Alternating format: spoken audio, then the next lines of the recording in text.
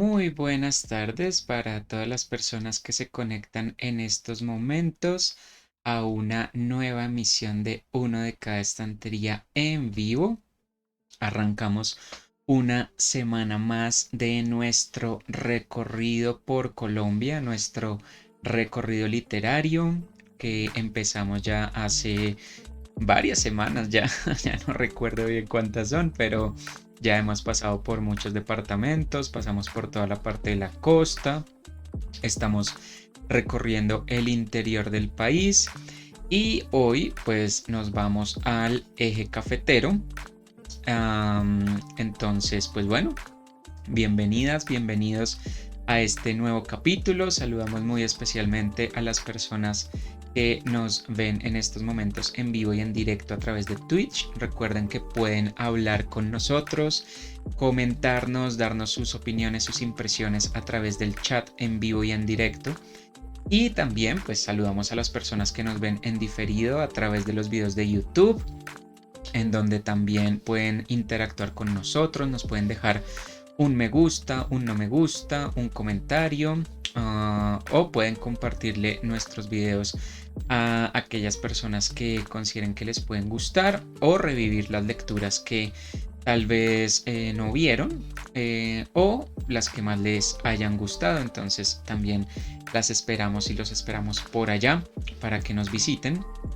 Y también saludamos, como todas las tardes, a la creadora, fundadora y directora de este espacio literario en Twitch, Kathleen Arenas. ¿Cómo estás en esta nueva semana de lecturas? Hola, hola Iván, muy buenas tardes a ti y claro a todas las personas que nos acompañan. Bien lo dices, a través de nuestra señal en directo a través de Twitch o a quienes nos van a ver y nos van a acompañar a través de nuestras repeticiones en YouTube. Wow, sí, pues otra semana. Parece que fue hace muchísimo que empezamos con este recorrido y hemos visto de todo y lo que nos falta. Así que no, pues muchísimas gracias por el apoyo, por la compañía, las personas que se suman a esta emisión. Y bueno, no, hoy con una lectura muy especial, como bien lo decías al principio de nuestra emisión. Sí, hoy llegamos al eje cafetero. Si quieren ver de pronto las lecturas que hemos hecho ya al interior del país o las que hicimos de la región Caribe, pues sí, se pueden acercar a nuestro YouTube. Ahí están todas las lecturas. Entonces, hoy sí huele a café, Iván. ¿Qué te parece? Súper, ya hemos visitado algunas zonas del interior, pasamos por Cundinamarca, por Boyacá, por los Santanderes y bueno, pues vamos a ver qué nos trae este paisaje cafetero que probablemente es uno de los paisajes más reconocidos internacionalmente precisamente por este fruto que se consume a nivel mundial y pues por el cual Colombia es muy muy conocido. Entonces no sé, tengo como la expectativa de una historia como muy de la montaña, como muy con esos paisajes de, pues bueno, para las personas que tal vez no conozcan el café en su fase planta, pues es un paisaje verde mientras está madurando y después se vuelve un paisaje completamente rojo. Entonces son paisajes muy coloridos los de la zona del eje cafetero, son zonas muy montañosas, son zonas con arquitecturas muy de fincas muy grandes, casas muy amplias, precisamente por estas fincas cafeteras. Entonces, sí, creo que, o bueno, esa es como la imagen que tengo de esa zona. Y pues bueno, vamos Ujú. a ver cómo nos sorprende la historia, si llena esas expectativas o nos presenta otro rostro de esta parte de nuestro país. Qué bueno, pues sí, no, creo que las expectativas están bien fundamentadas. Sí, la lectura del día de hoy, de hecho, es muy especial porque, bueno, pues viene de una autora muy reconocida, se llama Gloria Beatriz Salazar de la Cuesta. A ella la pueden visitar directamente en su página web, que es muy bonita. Esta mañana la estuvimos revisando. Es así, www.gloriasalazardelacuesta.com, y pues ahí pues está toda su historia. Ella es escritora bueno, tiene muchos libros para niños. Y dentro de esos libros, pues está una colección que hace parte de una iniciativa muy especial que se llama Paisaje Cultural Cafetero, que es una iniciativa promovida por el Ministerio de Cultura, el Ministerio Nacional de Cultura, y por la Federación Nacional de Cafeteros. Entonces, se trata de 3 libros que se llaman Aventuras en el Paisaje Cultural Cafetero, bueno, que cuentan historias bueno, dicen que es una colección que fue creada para los niños de las escuelas rurales de la zona, pero pues digamos que cuentan historias pues muy autóctonas de la región. Por eso digamos que quise traer una de estas pues de estas historias, porque me parecieron muy bonitas. Y en cuanto a la autora, pues no solamente es escritora, nuestra autora de hoy es empresaria. Ella tiene una iniciativa, una empresa que se llama Asoma Limón, que tiene como objetivo promover el conocimiento de la flora y la fauna colombiana. Entonces vamos a ver pues en esto es cómo eso se refleja en la historia. Adicionalmente, pues es abogada de la Universidad Javeriana, tiene un magíster en desarrollo de medio ambiente y políticas de la Universidad de Sussex en Inglaterra, y es especialista en desarrollo regional aquí de la Universidad de los Andes. Es profesora de posgrado en temas ambientales y adicionalmente pues tiene pues experiencia y conocimiento en promoción de lectura en la primera infancia, más que todo en el tema de educación ambiental y desarrollo pues de productos para los niños. Entonces, si van a su página, pues van a encontrar pues todo esto de una manera muy ilustrada, y la colección de la que sacamos la lectura de hoy. Bueno, no sé qué pienses, Iván. Son 3 libros. A mí me gustó mucho el segundo. Entonces, para que se antojen, para que busquen cómo inicia esta historia en el volumen 1 y pues cómo termina en el número 3. La parte que vamos a leer hoy se llama El fantasma de la huaca. No sé cómo te parezca, Iván. Súper, súper. Somos ya todos oídos para escuchar esta historia. Suena muy, muy interesante. Sí, parece que va a Ujú. cumplir como las expectativas. Entonces, pues bueno, vamos de tu mano a conocer esta zona del eje cafetero desde los ojos y desde la escritura de Gloria Beatriz Salazar de la Cuesta. Ok, claro que sí, muchísimas gracias. Bueno, esto se llama El fantasma de la huaca, escrito por Gloria Beatriz Salazar de la Cuesta e ilustrado por José Manuel Crespo Vargas. Entonces, bueno, como les contaba, pues tiene una primera parte. Entonces pues son los mismos personajes para las 3 partes, pero pues acá nos hacen una introducción a estos personajes que veremos. Entonces tenemos a Noelia. Ella estuvo con sus hermanos mayores en la fiesta del bautizo de su primer sobrino, Nirai, porque es joven, pero ya es tía. En la escuela les enseñó a sus compañeros a tejer manillas, y hasta la profesora Irene se hizo un collar, así como ella les enseñó. También tenemos a Carmela, que visitó el Parque del Café con su familia, y al encontrar tantos extranjeros quedó muy motivada para aprender inglés y así poder exportar su café a países lejanos. Además, lleva clasificadas más de 10 especies de árboles en su herbario y 20 plantas medicinales. Por último, pero no menos importante, tenemos a Miguel, quien tuvo la visita de una prima de España, quien le trajo una flauta dulce que le compró su mamá en Barcelona.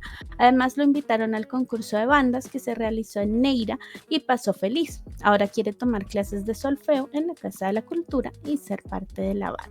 Estos son los personajes que nos van a acompañar en esta lectura, y dice así. En un lugar del paisaje cultural cafetero se encuentra la escuela El Alto de las Palomas y allí, como ustedes bien saben, estudian Noelia, Carmela y Miguel. Las cosas iban bien en la vereda Golondrinas. La madre monte estaba contenta y no se había vuelto a embejucar. El sol brillaba y los cafetales estaban llenos de frutos verdes, amarillos y rojos. Pero la tranquilidad duró poco. Hace algunos días se inició la ampliación de la escuela, un nuevo salón para la universidad en el campo, para que así todos en la vereda puedan seguir estudiando. Como cada mañana, don Mario llegó en su jeep con los niños a la escuela, pero esta vez, por fin, Noé le ganó la carrera al Willis. Sus compañeros le animaban para que se le pasara al carro. Esto fue tan emocionante como cuando Nairo Quintana está a punto de atravesar la meta. Todos llegaron a la escuela radiantes y la felicitaron por su hazaña. Sin embargo, cuando entraron, la profesora Irene los estaba esperando en la puerta con una sorpresa. Buenos días, niños. Hoy es un día muy especial para nuestra institución. Imagínense que los trabajadores de la construcción se han encontrado una huaca. Ahí mismo se armó un gran revuelo entre los estudiantes. La profesora logró poner orden y Miguel preguntó: «Profe, ¿eso quiere decir que alguien guardó un montón de plata en nuestra escuela y nos vamos a hacer ricos?» No es esa clase de huaca que sale en la televisión. Todo parece indicar que tenemos debajo unas tumbas de los antiguos indígenas. Sería entonces un cementerio quimbaya, que fue el grupo que pobló esta zona, dijo muy seria Carmela. Así es, muy bien. Perdone, señorita Irene, intervino don Mario. ¿Cómo le parece que mi papá era huaquero? Y yo estuve con él varias noches buscando entierros y solo una vez desenterramos uno. Allí se topa uno con ollas, piedras, huesos y si está uno de buenas, alguito de oro. Aunque nunca lo encontramos. Yo creo que los indígenas de aquí eran tan pobres como nosotros. Pues le cuento que eso ahora no se puede hacer. Es una actividad ilegal. Por eso ya se dio aviso a la policía para que informen al Ministerio de Cultura y ellos al Instituto Colombiano de Antropología e Historia, para que vengan a estudiar los tesoros arqueológicos encontrados. Durante el resto del día no se habló sino de la huaca. Con la profesora Irene trabajaron la guía de sociales y aprendieron mucho sobre los quimbaya. Por ejemplo, que este grupo indígena se encontraba en gran parte del área que hoy es el paisaje cultural cafetero. Fue una comunidad muy próspera, eran grandes orfebres, trabajaban el oro, creían en la vida después de la muerte y por eso enterraban a los difuntos con todas sus pertenencias, alimentos y chicha, para que no les hiciera falta en el más allá. Nos dejaron el maíz como alimento que seguimos comiendo hasta hoy. Sin embargo, el choque con los españoles fue desastroso. Hubo batallas con armas, caballos y perros que diezmaron la población y pisotearon la cultura. Algunas mujeres sobrevivieron y a la fuerza se convirtieron en las abuelas de muchos de nosotros que somos mestizos, explicó la profesora Irene. Noé estaba muy interesada con lo que había aprendido ese día. Cuando vio las imágenes de sus antepasados, se reconoció en ellos. Ella era presencia y testigo vivo de tantos pueblos desaparecidos, sus sabidurías y sus lenguas. Esto de la huaca me tiene muy emocionada. Los quimbaya eran increíbles. Lo increíble es que haya oro. ¡Oro! ¿Se imaginan? Seríamos millonarios, gritaba con emoción Miguel, mientras llegaban al cafeterito después de clase. Nada de ser ricos, eso no es de nadie en particular. ¿No escuchó a la profesora? Es de todos los colombianos, lo regañó Carmela. Cuando llegaron a la tienda, estaba más llena que de costumbre y las personas hablaban de la huaca de la escuela. Más de uno se emocionó. Afirmaban que querían volverse huaqueros, que si allí había un entierro era porque había más que desenterrar y oro que encontrar. Al otro día, al llegar a clases, casi se van de espaldas al descubrir la escuela medio arrasada. Había huecos por todas partes, como si un avión de guerra la hubiera bombardeado. La excavación donde habían hallado la huaca estaba destruida y solo se veían algunas vasijas quebradas. Ese día no hubo clase. Se llamó a la policía para que cuidaran la institución y pudieran establecer la verdad de los hechos. Y todos terminaron en el cafeterito. ¿Qué pasó? ¿Por qué no están estudiando?, preguntó doña Martina. Ay, mamita, si le contara, la escuela la volvieron campo minado, suspiró Miguel. Estaba llena de huecos, la destruyeron, decía Carmela muy triste. Pues algo raro está pasando. Les cuento que la cosa por aquí ha estado muy movida. Temprano llegó un grupo de 4 hombres embarrados y con palas. Estaban bien cansados, hambrientos, y parecía que no hubieran dormido en toda la noche. ¡Guaqueros! Exclamaron los tres al mismo tiempo. Se fueron a buscar oro a la escuela y no encontraron nada, exclamó Carmela. Y nos la dejaron como un panal de abejas, dijo Noé. En ese momento llegó don Mario con cara de preocupación y se unió a la conversación. Viejo, fueron guaqueros los que dejaron así la escuela, habló Miguel. Sí, esos cualesquiera creyeron que con una pala se iban a hacer ricos, como si eso fuera tan fácil. Los entierros se les esconden a los de corazón turbio. ¿Cómo así? No lo entiendo, preguntó Noelia. Ave María, los entierros solo se atisban los jueves y viernes santos, ojalá a la medianoche. Es cuando se empieza a echar pica y pala. Además, es mejor andar solo, porque si se va acompañado, debe ser en grupos impares, limpios de corazón y sin ninguna ambición. De lo contrario, se vuelven cenizas. Y esos avivatos no hicieron nada bien, lo único que dejaron fue unas troneras que si acaso servirán para sembrar árboles. La fiebre del oro llegó a nuestra vereda, afirmó Carmela. Al día siguiente se hizo una reunión extraordinaria en la escuela, con padres de familia y la comunidad en general. El agente de policía Estrada explicó lo sucedido. Unos vándalos entraron a la escuela para buscar huacas, profanaron la tumba encontrada y quebraron todo lo que había allí adentro. Alentados por la riqueza, eso es un delito y que quede muy claro, no hay ningún oro que encontrar. Con los padres de familia se hizo una jornada para tapar las excavaciones, pues éstas se convertían en un peligro para los estudiantes y los animales. Los investigadores del Instituto Colombiano de Antropología e Historia se llevaron los restos del tesoro encontrado para su estudio, y por unos días la policía custodió la escuela para evitar que nuevos huaqueros persiguieran lo que no se les había perdido. Noelia quedó muy triste con lo sucedido. Sintió que de alguna manera también habían profanado su cultura, la de los Emberachamí, porque una tumba de esas perfectamente podría guardar los restos de sus antepasados, y así lo contó a su grupo de la escuela. Entonces, la profesora Irene decidió trabajar más sobre las culturas indígenas y les narró la historia de la Huaca de la Soledad en el municipio de Finlandia, Quindío. A finales del siglo XIX se encontró el tesoro Quimbaya, que contenía más de 122 piezas de oro entre estatuillas, recipientes, cascos y hasta silbatos. Y pueden creer que en 1894 el presidente de Colombia de ese entonces, Carlos Holguín, se lo regaló a la reina de España, como si le estuviera mandando un recuerdito de su casa. Hoy se encuentra en el Museo de las Américas, en Madrid, la capital de España. Profe, eso no debería estar allá, deberían devolverlo, también y todo. Muy bien dicho, Noelia, y se está en un proceso jurídico para que nos lo retornen, pero todavía no hay nada claro y tampoco hay muchas esperanzas. Y en la soledad les pasó lo mismo que aquí. Ante la riqueza y la abundancia del tesoro, sus propietarios siguieron buscando y excavando en el mismo sitio y gastaron mucho tiempo y dinero. Como dicen por ahí, perdieron chicha, calabazo y miel. Pero la historia de la huaca en la escuela El Alto de las Palomas no se quedó ahí. Después de que se calmó la fiebre del oro, empezaron a ocurrir cosas muy extrañas.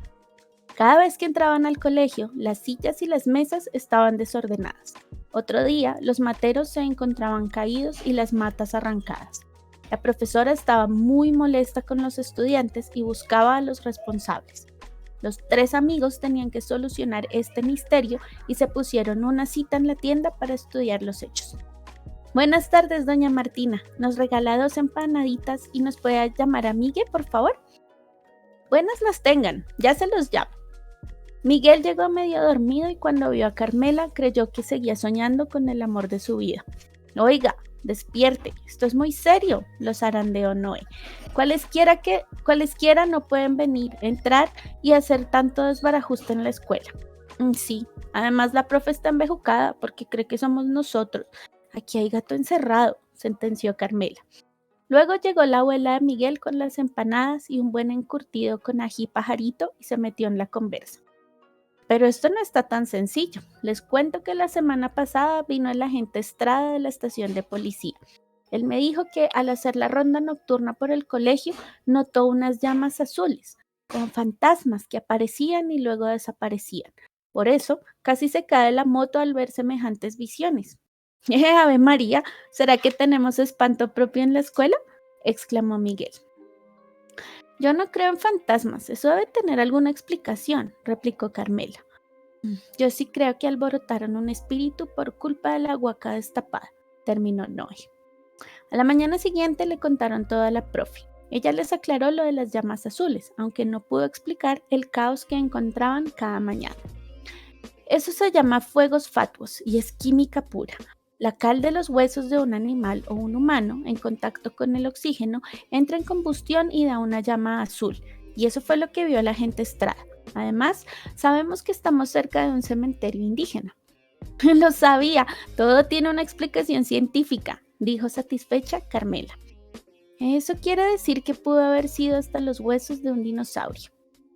Y tal vez no tanto, Miguel, pero sí, también pudo haber sido un animal. ¿Y cómo se explica lo que está pasando en la escuela? ¿El desbarajuste que encontramos cada mañana? Preguntó Noé. Bueno, eso ya es harina de otro costal y descubriremos a los causantes. Esa tarde nuestros tres amigos decidieron hacer un plan para capturar al maleante. Para Noé y Miguel era una operación cazafantasma y para Carmela era atrapar un malhechor de carne y hueso. Lo primero que necesitaban era estar cerca de la escuela en la noche. Entonces decidieron quedarse a dormir en la casa de doña Martina. Se quedan en mi casa. Tengo la pieza que mi mamá dejó cuando se fue para España y mi mamita seguro que dice que sí. Entonces las dos niñas pidieron permiso y dieron como excusas una tarea muy larga de hacer. Don Mario estaba muy contento con la visita y se dedicó a contarles historias de terror. Las huacas tienen un celador que es una viejita con una vela, cuya cara tenebrosa mira hacia el entierro. Cerca de las tumbas uno se encuentra bultos negros, luces chispeantes que desaparecen intempestivamente. También niños que se ríen o jinetes sin cabeza. Al ver la cara de susto del público, el abuelo incrementó el suspenso. Un huaquero tiene que buscar el entierro a medianoche, y mejor si es con luna llena. Cuando llega al lugar, lo primero que debe hacer es invocar a Dios, llevar buenos pensamientos, una vela bendita y protegerse con un crucifijo o escapulario. Además, debe poner en el bolsillo de la camisa, al lado del corazón, hojas de laurel y ruda, para que al encontrar el ánima no se les enfríe el pecho. A cada palabra los niños se iban estrujando uno contra el otro, como queriendo pegarse, para que no se les entrara el miedo, y hasta Carmela le había agarrado la mano a Miguel, del terror que sentía de imaginarse el aparecido. Él sintió pena de ver a los niños tan asustados y prefirió terminar la historia. No se me acobarden, mis mocharejos, que aún no se conoce a nadie que lo haya matado en espanto. Después de semejantes novelones, Miguel y Noelia estaban convencidos más que nunca de que lo que había en la escuela era un fantasma. Por eso, esa noche se iban a ir preparados con todo lo que les había dicho el abuelo. Bueno, mis amigas, estamos listos para cazar espantos. Ya tengo en mi bolsillo las hojas de laurel, porque no encontré ruda y tengo mi escapulario en la nuca. Noé, lleva vos el cirio pascual de mi mamita y Carmela, rezale las ánimas en pena. Pero yo no acepto que sea una cosa en el aire, un espíritu, refunfuñó Carmela. Yo no creo en brujas, pero de que las hay, tarareó Miguel. Y así se fueron adentrando en la oscuridad de la noche y de la escuela. Hay más ruido en un cementerio que en estos salones, murmuró Noé. Expectantes, los tres se ubicaron en una esquina del patio, dispuestos a enfrentar el fantasma. El tiempo pasaba sin ver ni oír nada, con un frío y un miedo que los hacía temblar. ¿No ven? Aquí no hay fantasmas. Yo estoy helada y cabeceonda.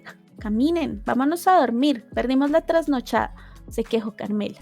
Pero justo cuando habían decidido que ya era hora de irse y que nada sucedía en la escuela, sintieron un ventarrón y un olor a boñiga que les heló hasta los huesos.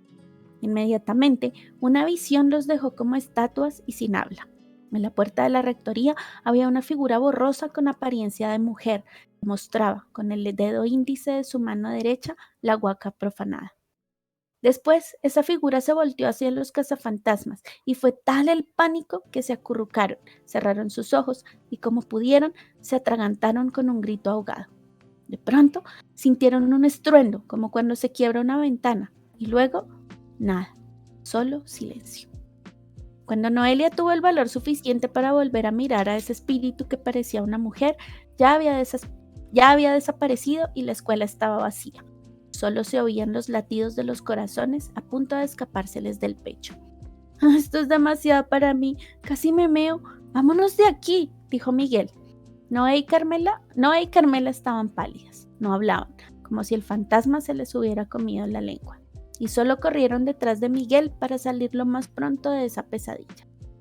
Pero cuando estaban a punto de cruzar la portada, alguien los cogió por la espalda y un grito a 3 voces se escuchó por toda la vereda: golondrinas. ¡Los agarré! Con que ustedes son los que andan haciendo daños en la escuela.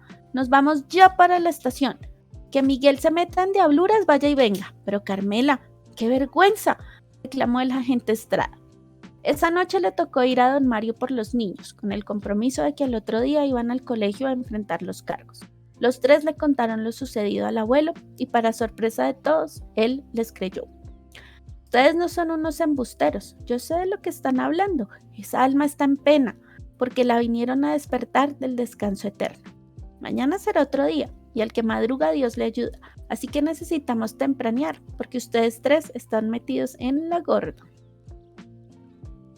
Don Mario, después de escuchar a los muchachos y de haber traído historias tan antiguas de los indios, sintió un hueco en el estómago. Entonces, con un presentimiento, se fue a buscar un frasco donde guardaba una moneda vieja de 10 centavos del cacique Calarcá. La metió en el bolsillo, como quien guarda un talismán, y entre los dientes dijo: este rollo va a ser por aquí. Carmela no habló en toda la noche y tenía una cara como si hubiera visto al diablo. En cambio, Noelia no sabía si tenerle más miedo al fantasma de la huaca o a la furia de su mamá. Casi no se duerme, pero cuando lo logró, tuvo una revelación. Soñó que una hermosa mujer, vestida de oro, la invitaba a correr por las montañas hasta llegar a una gruta con una caída de agua donde le entregaba un poporo. «Mija, apúrele que hoy les espera un largo día», le decía la abuela de Miguel mientras le zarandeaban la cama. «Guaycamarintia, Guaycamarintia, Guaycamarintia», repetía dormida Noé. Esa niña que está hablando, ¿en Embera? Entonces Noé intentaba despertarse, pero no podía desprenderse del sueño. Se incorporó y tomó impulso para escribir en el cuaderno ese nombre, que nunca antes había escuchado: Guaycamarintia. Se armó de valor y corrió a la escuela a enfrentar su destino. Cuando llegaron, la profe Irene y la rectora los estaban aguardando con cara de pocos amigos. «Esperé esto de cualquiera, menos de ustedes 3. ¿Qué ganan con quebrar todos los bombillos de la escuela?» «Ay, nosotros no hicimos eso. Al contrario, anoche vinimos aquí a descubrir al culpable», repetía Miguel. «Y entonces, si no son ustedes, ¿quiénes son? A ver si me sacan de esa duda», preguntó la rectora. «El fantasma de la huaca», dijo en voz baja Carmela, como con miedo de sus propias palabras. «A falta de vándalos, mentirosos. Mañana los espero aquí con sus papás para decidir qué voy a hacer con ustedes.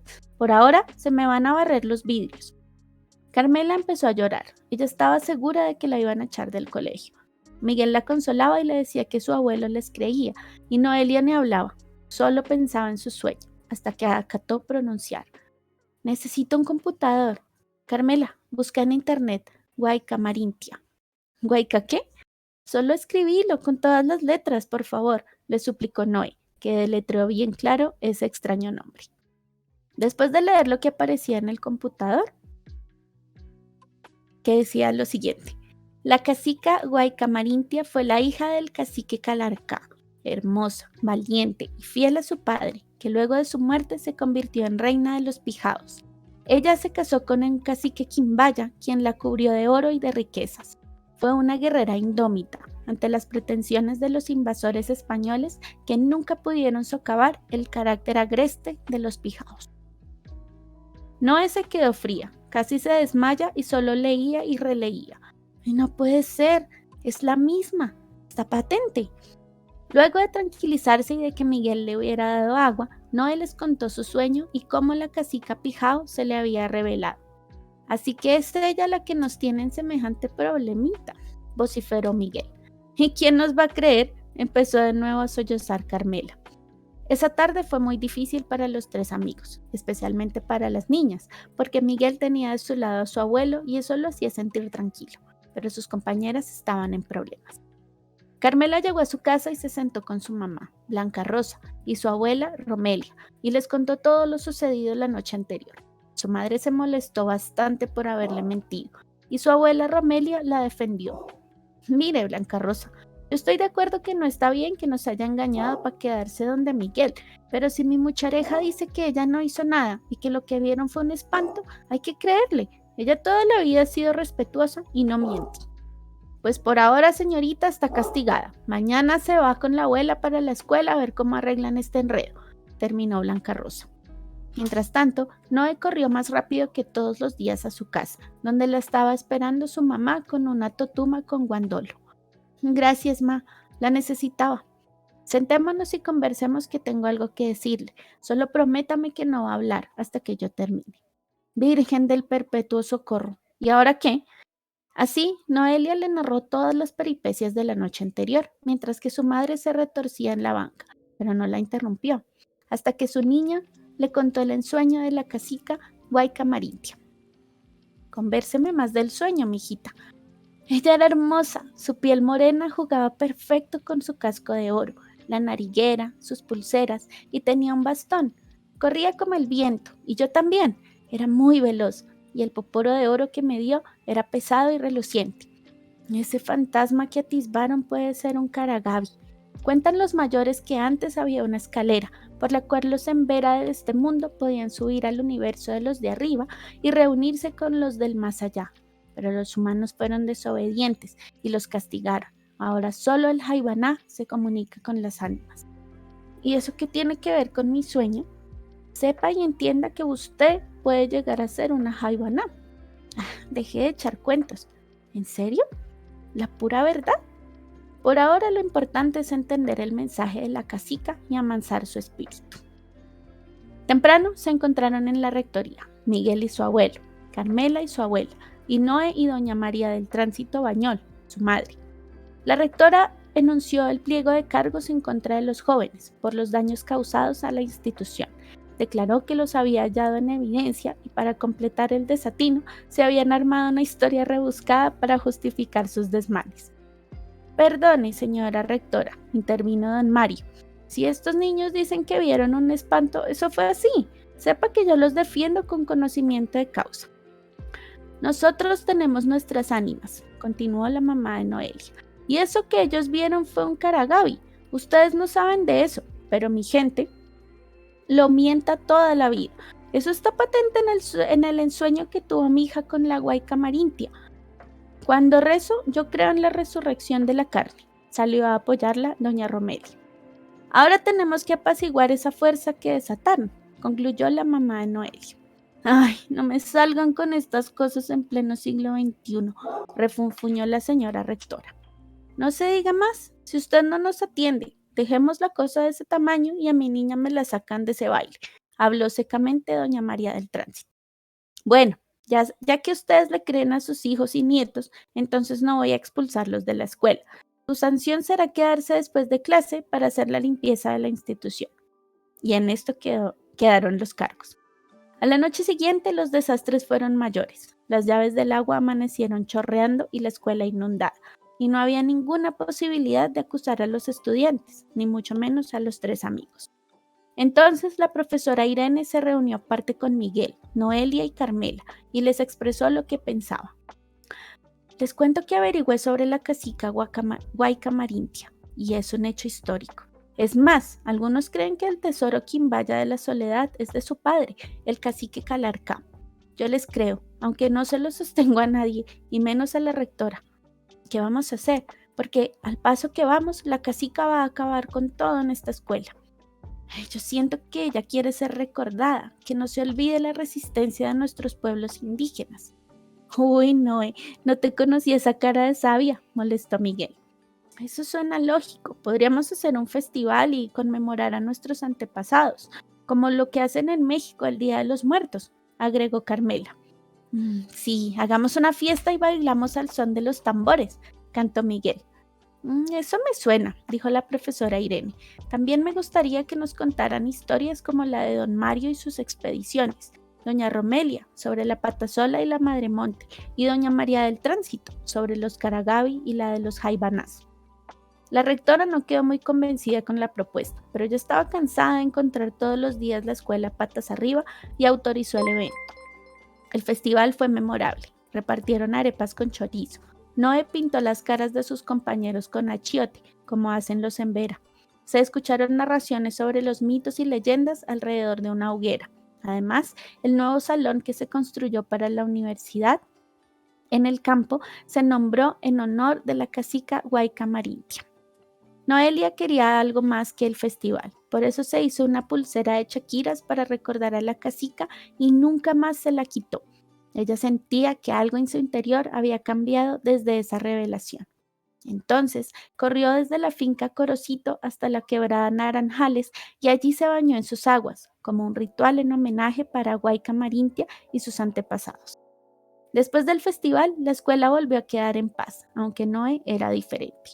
El poporo que en el ensueño le había entregado Guaycamarintia le abrió un nuevo destino, ser Jaibaná. Pero eso es para otra historia. Colorín colorado, las aventuras en el paisaje no se han acabado. ¿Qué te pareció, Iván?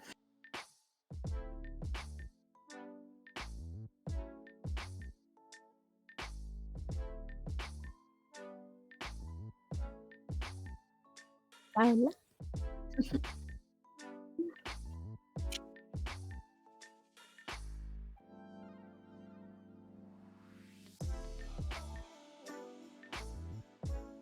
Perdón, el micrófono estaba apagado ya. Nada, estaba diciendo que le damos la bienvenida a Papá con Verrugas que nos acaba de seguir en este momento. Y pues te invitamos a seguir estas lecturas y este recorrido a través de Colombia y su literatura. Entonces, muchísimas gracias por seguirnos.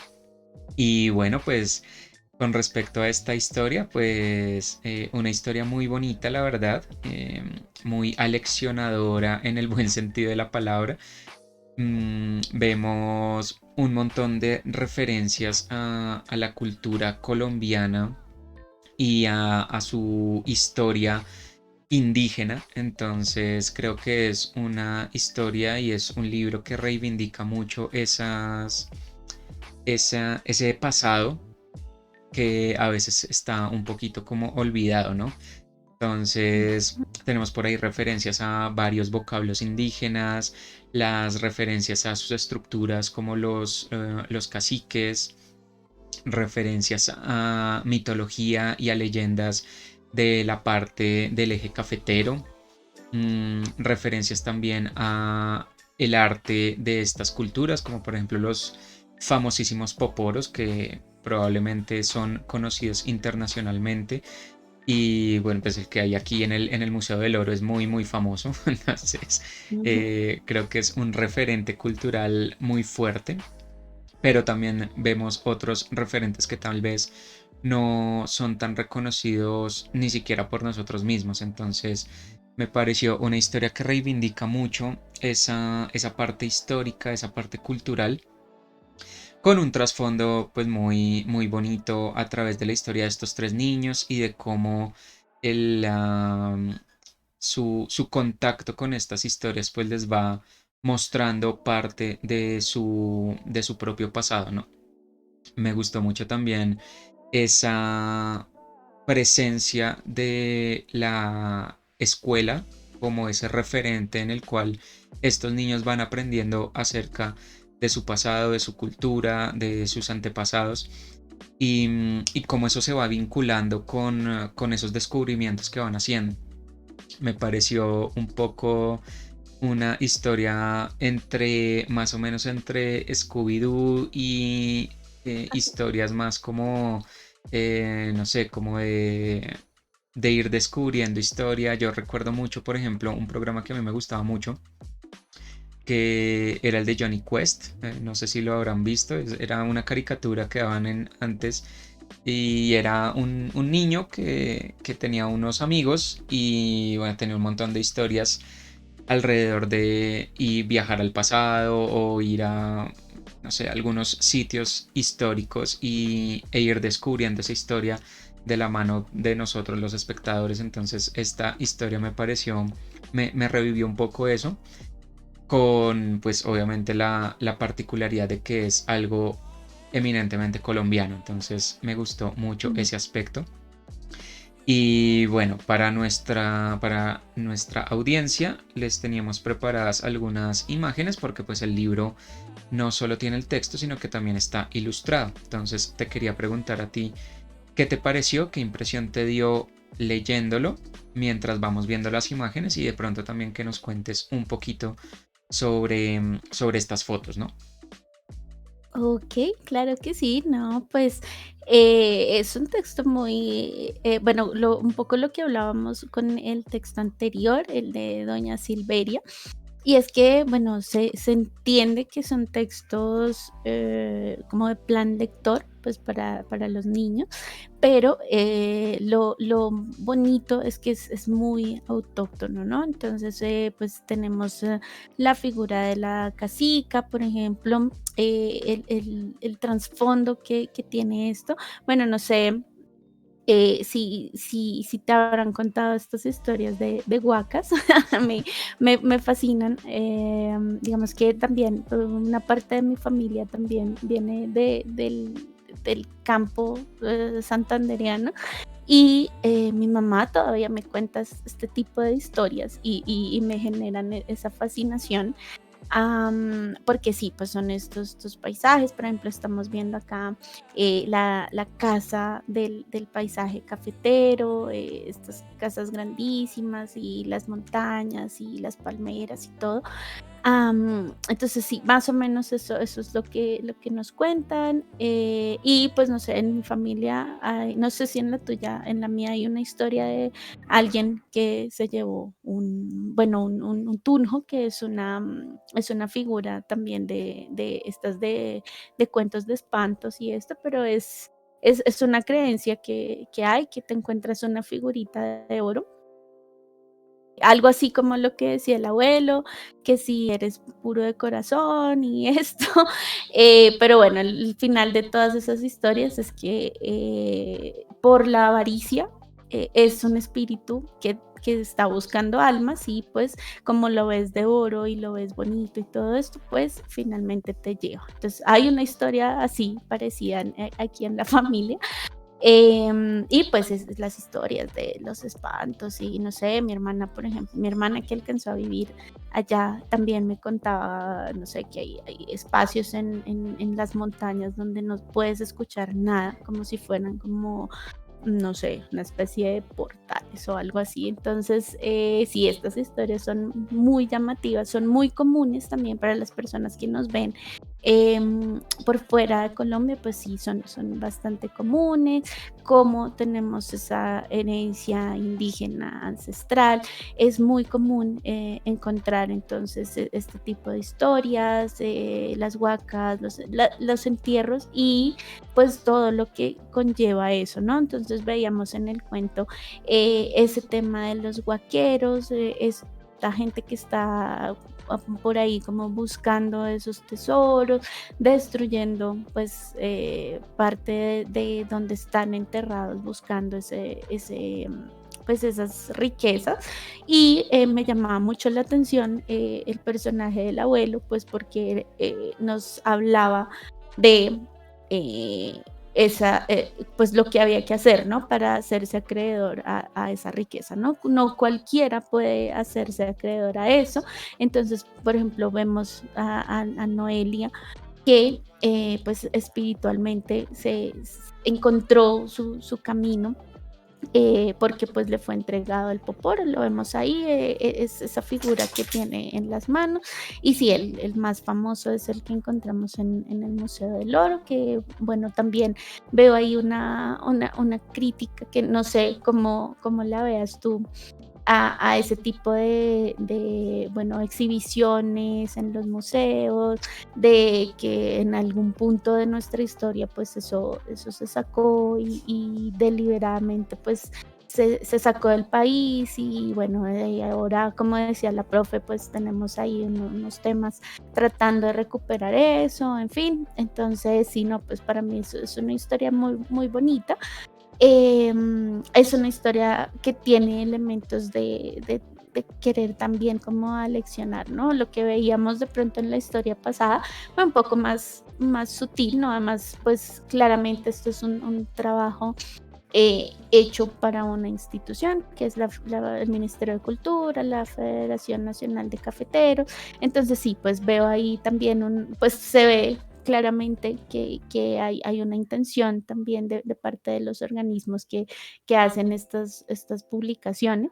Entonces sí, no sé cómo veas tú ese tema bueno, lo que pasa con estos tesoros y esto.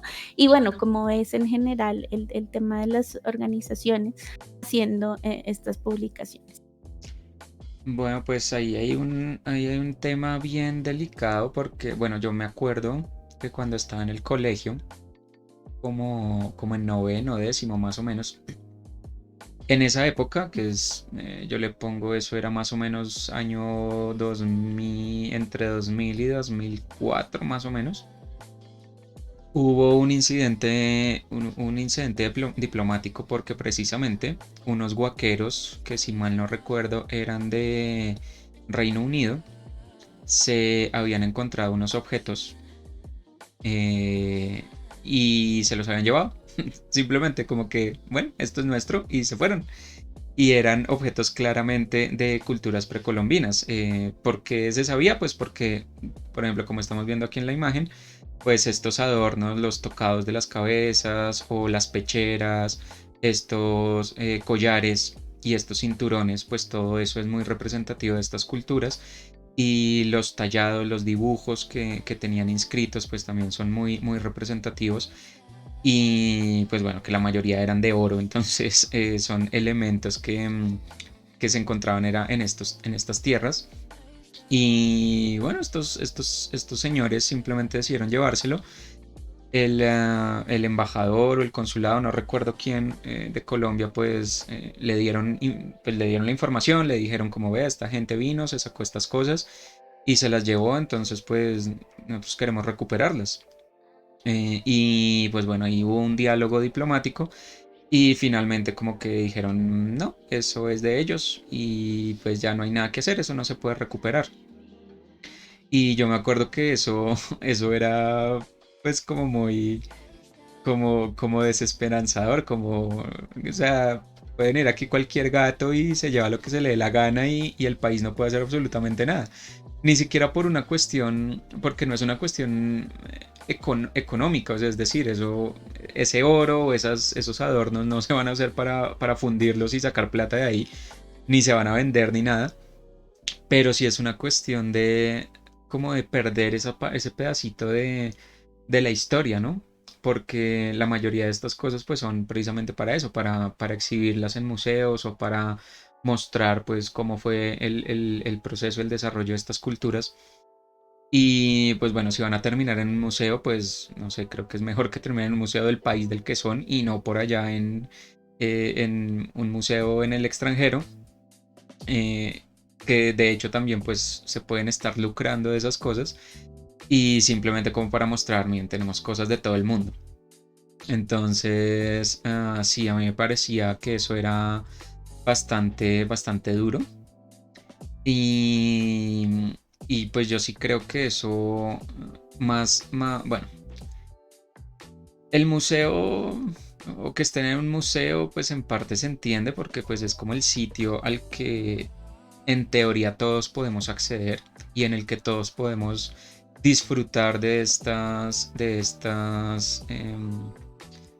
elementos, pero pues por lo menos aquí en Colombia los museos están súper centralizados, entonces una persona, Ujú. por ejemplo, un poporo quimbaya, o así como vemos en la historia que estos elementos que son del eje cafetero, termine en un museo en Bogotá al que no puede venir, pues obviamente uno puede viajar y venir, pero no es realista decir hagamos una excursión de una escuela rural de El Quindío a ir a ver los poporos a Bogotá. Eso difícilmente puede pasar a menos de que sea una escuela privada o que los papás tengan recursos o que vengan de manera individual, pero esas cosas, hay muchos niños, hay muchas personas de zonas rurales del país que son las zonas precisamente en donde se encuentran estos elementos, que probablemente nunca los van a ver porque no pueden costearse un viaje a la capital a ver el museo en el que están esas cosas. Entonces, sí me parece un poco en cierto sentido limitante porque, pues por lo que veíamos en la historia, son objetos y son cuestiones culturales y cuestiones históricas que no ha sido al extremo de llevárselos a otro país, pero sí se han llevado de una ciudad a otra, por ejemplo. Y en un país como el nuestro, en el que movilizarse es tan complicado, no solo por cuestiones de desplazamiento, sino por cuestiones económicas, sí me parece que mutila un poco el tema de poder disfrutar de estos elementos. No estoy diciendo que la solución sea entonces dejarlos en el lugar de origen y ya, porque pues nos pasa el efecto inverso. Una persona, no sé, de La Guajira o del Chocó que quiera ir a ver un poporo quimbaya, pues le toca irse hasta, hasta el Quindío y pues también es complicado. Pero sí creo que podría haber un poco más de, de facilidades para acceder a estas cosas, porque al fin y al cabo son de todos, ¿no?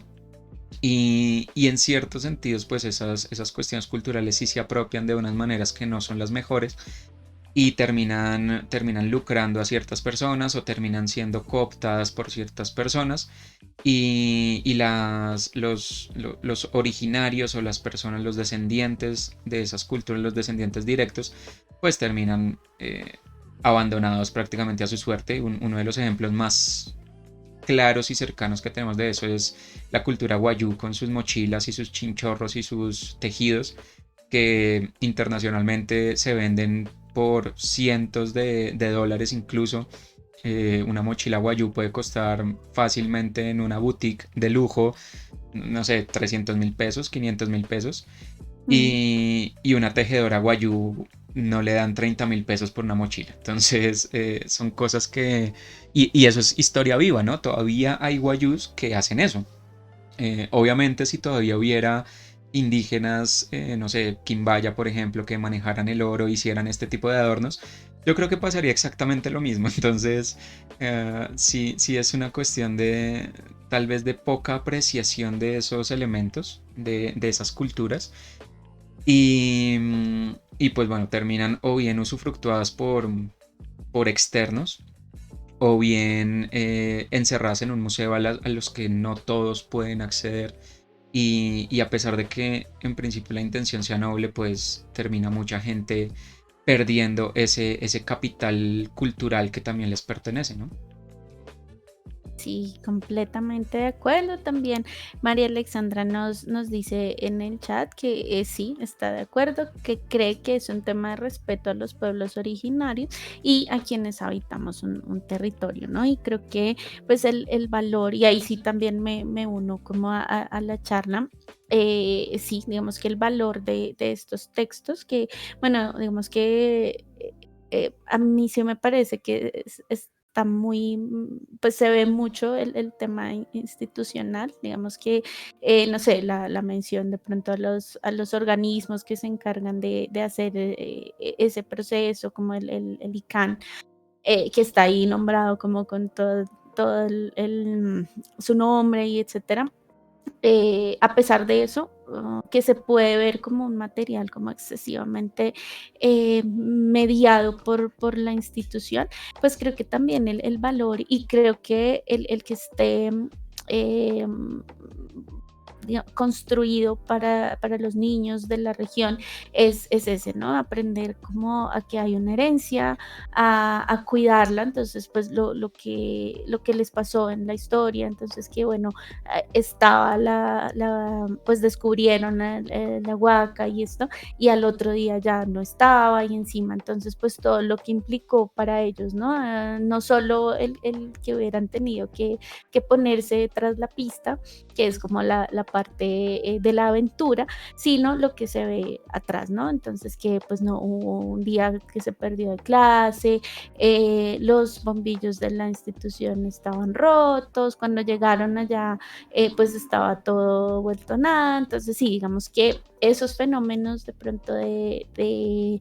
querer usurpar ese tipo de cosas, pues también tienen unas consecuencias para la comunidad, ¿no? Digamos que acá, pues como se trata de un relato para niños, pues la historia se enfoca un poco pues, en nuestros protagonistas, en cómo logran pues encontrar cada uno su camino, pero también digamos que es muy interesante ver también que aún siendo un material así, pues también se nos da un pincelazo, ¿no? De esas, de cómo eso también puede llegar a afectar una comunidad, ¿no? Entonces es muy interesante pues como lo hilan, lo que les decía antes, la invitación es para que consulten los otros dos volúmenes. El primero, y de hecho creo que hacen un guiño a ese libro se llama La Madre Montes en Bejucó, que creo que está más enfocado hacia Carmela. Y el último se llama ¿Quién mató al Yaguarundi? Que ya, pues ese no lo escogimos porque pues ya es como la conclusión de los libros y ya, pues digamos que ya hay una evolución en los personajes. Entonces, bueno, quisimos traer este para que vieran qué tipo de material es, que quería preguntar. Bueno, viste muchas cosas colombianas ahí. ¿Qué te pareció esa parte? Sí, hay un montón de referencias, claramente, por ahí hablaban de Nairo Quintana, hablaban Ujú, también de la chicha, esa bebida tradicional, pues una bebida fermentada tradicional que se elabora aquí en el país, en ciertas regiones. Obviamente muchos vocablos de la lengua indígena, sobre todo relacionadas con las estructuras de sus gobernantes, el asunto, por ejemplo, de se me olvidó por aquí lo tenía anotado, que ella se había convertido en una jaibaná, mm, que pues sí, obviamente son palabras que tienen esa raíz indígena. Estaba ujú. también, bueno, muchas expresiones lingüísticas cuando hablaban sobre todo con los padres, como cuando decían Virgen del Perpetuo Socorro, o decirle a los niños mija o mijo para Ujú, referirse a ellos. Todo eso pues son pequeñas cositas muy colombianas. El asunto también de la huaca, de la definición de la huaca, que también creo que es algo que gracias a la televisión, a las películas, a los medios en general, pues internacionalmente se ha conocido como que una huaca es la huaca de los grupos armados ilegales. Entonces es un montón de canecas llenas de dólares y eso es una huaca. Y, pues aquí el primer golpe de realidad es decir, no. Una huaca es una cuestión cultural y que es algo que me parece también muy diciente del tono general del libro, ¿no? Que también no solo hay una apropiación de los objetos físicos, sino también una apropiación del lenguaje, ¿no? Yo creo ujú, que si uno le dicen hoy en día la palabra huaca, uno de inmediato se imagina eso, un guardado de narcotraficantes o de grupos armados o plata en general y ya. Y resulta que no, que es una palabra muy nuestra y que hace referencia a algo muy nuestro, que son pues ujú, estos entierros indígenas, que mm, pues bueno, no sé si me parece similar a, no sé, si a un egipcio le dicen momia y piensas en un monstruo y no en su ritual de entierro también, que es algo también muy curioso. Mm, Entonces, me gustó mucho también ese aspecto como de demostrar que esos términos, si bien se han tergiversado por ciertos factores externos, pues son cuestiones muy nuestras y también lo veíamos, es algo que pasa mucho con nuestro lenguaje. Hace poco estuvimos de visita en la mina de sal de Zipaquirá y había una exposición muy bonita que eran simplemente unos retablos hacia el final del recorrido en el cual había palabras de origen indígena que hoy en día pues tienen unos usos algunas veces muy diferente. despectivos y algunas veces Mm, como muy contrarios a lo que significaban realmente.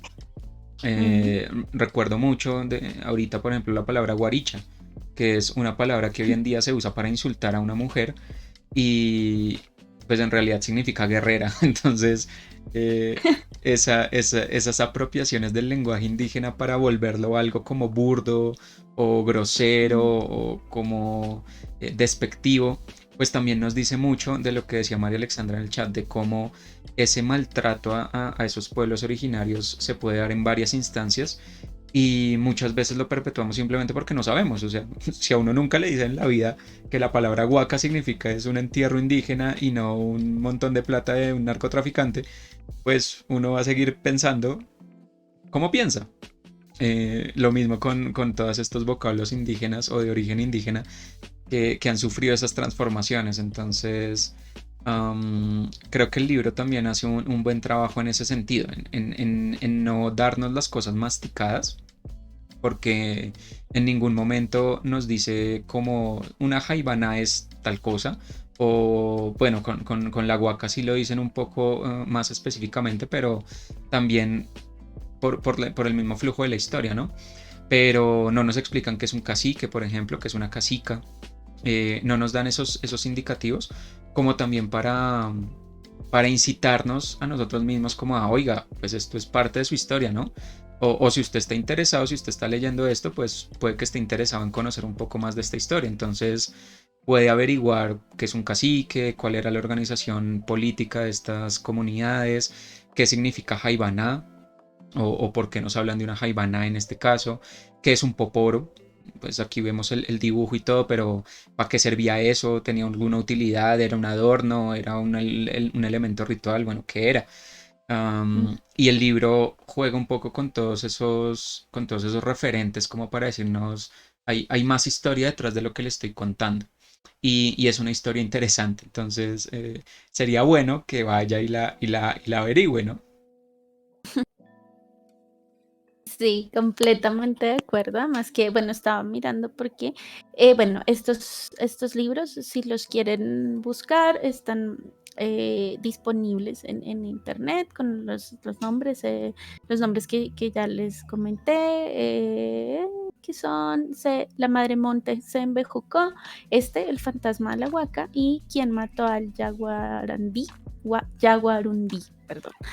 Y pues también tienen una versión en audiolibro si la quieren escuchar con música y esto, o si quieren revisar también al final del archivo, pues pueden encontrar un código QR que los lleva como al video donde se explica pues mejor qué es esto del paisaje cultural cafetero, que como les decíamos pues es una iniciativa también pues que engloba toda la cultura cafetera hoy porque estamos hablando bueno que inició en Caldas, por eso digamos que es como muy fácil de encontrar, pero pues también incluye a Quindío, Risaralda y Valle del Cauca, pues porque es toda nuestra zona cafetera.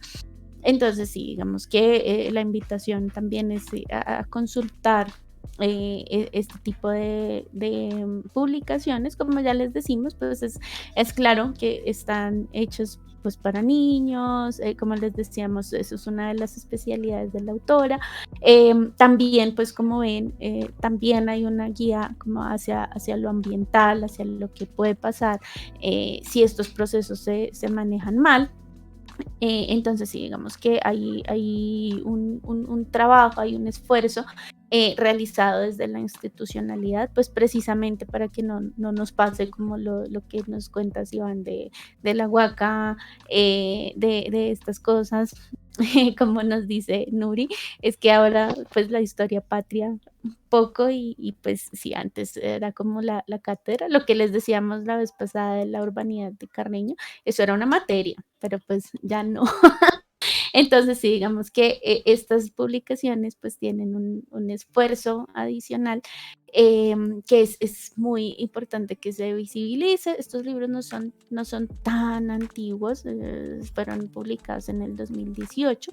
Entonces, pues como les decíamos, digamos que están de libre distribución en internet, si los quieren consultar, si los quieren difundir, siento que pues también es muy importante para que pues eso se reconozca, ¿no? Y para quienes están cerca a los museos, pues sí, digamos que la experiencia, por ejemplo, en el Museo del Oro, pues es muy bonito y cada vez que uno conoce como más pedazos de esas historias, pues, o no sé, digamos que ya como estamos como cerca de estas zonas y esto, pues también eh, eh, se puede hacer el ejercicio, pues cuando no hay pandemia, de ir y conocer también estos escenarios que también cuentan la historia viva. Entonces sí, creo que estos esfuerzos pues son bastante importantes, no solo como ejercicio de escritura, de lectura, sino pues también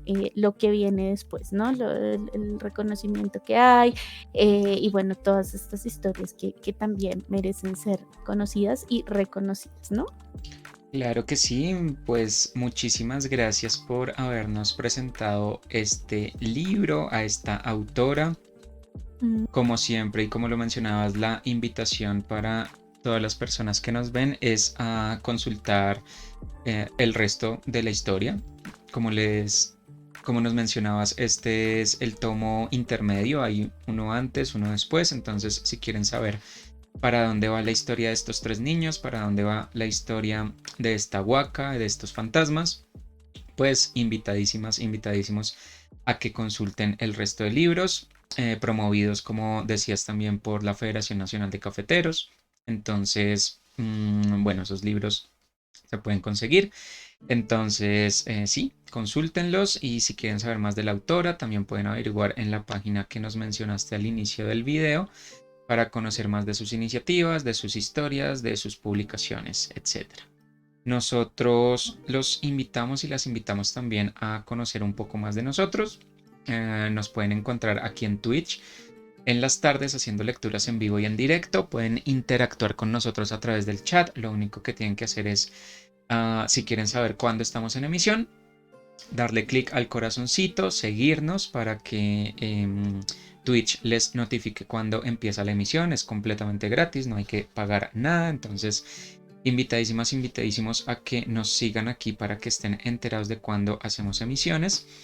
Y si prefieren ver las lecturas en diferido o en otro horario o se perdieron alguna, también nos pueden encontrar en el canal de YouTube en donde estamos subiendo estas grabaciones para que las puedan consultar, las puedan compartir, les pueden dar me gusta, no me gusta, dejarnos un comentario por allá para que continuemos la conversación en torno a estos escritos que estamos compartiéndoles. Y también estamos en Instagram, Twitter y Facebook compartiendo información sobre eventos, nuevos libros, nuevos lanzamientos, autores, convocatorias, etcétera. Todo lo que podamos encontrar sobre el mundo literario se los compartimos por estas redes. Entonces también la invitación queda abierta para que nos sigan por allá, para que estén enteradísimos y enteradísimas de todo lo que estamos haciendo, como nuestra campaña más reciente, que es la de los Literamigos, que son unos amigurumis con los que pueden conectar con esas personas a las que aprecian y admiran a través de la literatura. Entonces, si quieren saber un poco más sobre ellos, los pueden buscar en Facebook, Twitter e Instagram para que puedan saber cómo adquirirlos y en qué consiste toda esta campaña. Entonces, muchísimas gracias por haber estado con nosotros el día de hoy. Las esperamos mañana con una nueva lectura. Continuamos el recorrido por nuestro país, por Colombia, a través de la literatura. Y pues bueno, palabras de cierre.